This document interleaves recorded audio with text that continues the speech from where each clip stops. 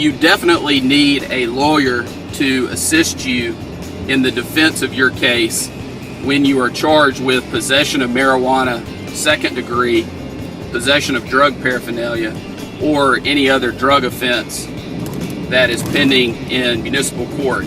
Under Alabama law, the maximum amount that you can be fined in a municipal court on a Class A misdemeanor, such as unlawful possession of marijuana second, is $500. You can also be sentenced up to 6 months in jail. The issue with a conviction for possession of marijuana second degree is usually, for most people, related to the driver's license aspect. And your driver's license under the Code of Alabama will be suspended for 6 months if you are convicted of possession of marijuana second degree. The collateral consequences of a conviction for possession of marijuana second degree in a municipal court, those are very severe as well. If you have a drug charge conviction, which is a conviction such as possession of marijuana second degree, the federal government will deny for a period of time your ability to obtain federal student aid to assist in your attending college. Also, you could be passed over for promotions at your job if you have a conviction, or you could be denied employment or terminated with a conviction for possession of marijuana second degree.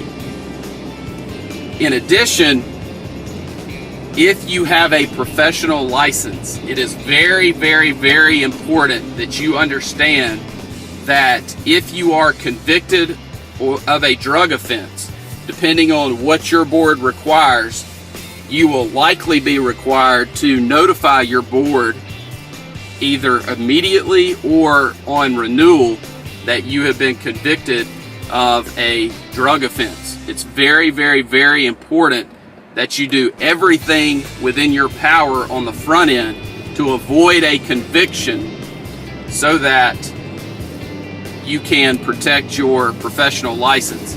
Even if you are charged, there may be a requirement that you report that to your board, but if the charge is dismissed,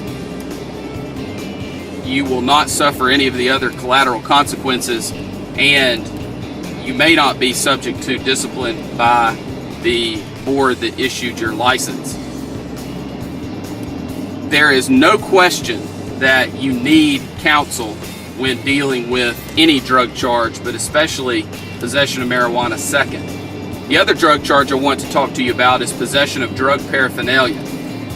On any traffic stop or any encounter with the police, if they find something that could be construed to be used to make or cultivate or use any type of drug, they can charge you with possession of drug paraphernalia. If you look at Alabama Code Section 13A-12-260, it lays out about 15 ways that an item can be used in a way that would constitute drug paraphernalia. In addition, it goes through a list of items that I will not go over with you here. The bottom line is, if you are charged with possession of drug paraphernalia and you feel like you are wrongfully charged, or the item was in your possession not for use as drug paraphernalia, then it is something that we need to be aware of so that we can bring that up through the negotiation process in an effort to settle the case, or through the trial process. It's important for you to understand that there are multiple options on resolving drug cases that help you to avoid a conviction. That is the goal in every single drug case, is to avoid a conviction for the charged offense. It is important that you have competent legal counsel who has handled thousands of Alabama criminal cases and who has the experience and the knowledge necessary to get you the best result possible on your case. We are members of the Alabama Criminal Defense Lawyers Association, the National Association of Criminal Defense Lawyers. I am also a member of the Texas Criminal Defense Lawyers Association.